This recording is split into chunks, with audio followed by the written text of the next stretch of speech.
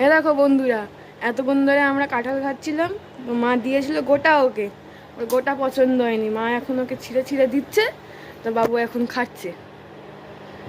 দেখো এক্ষুনি খাবে আবার, দেখো এই দেখো, গোটা দিলে খাবে না, ওকে ছিঁড়ে ছিঁড়ে দিতে হবে।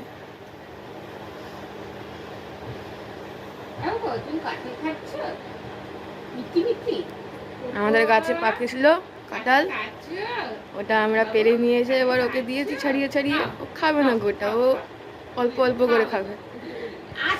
আমরা যেরকম মানুষরা কিছু যেরকম কোনো ভালো খাবার পেলে ওটাকে অল্প অল্প করে খাই, কারণ শেষ হয়ে যাবে তাড়াতাড়ি, ওই জন্য। ব্যাস হয়ে গেল, হয়ে গেল, ওর খাওয়া হয়ে গেছে, অনেক খেয়ে নিয়েছে। হ্যাঁ হ্যাঁ হ্যাঁ।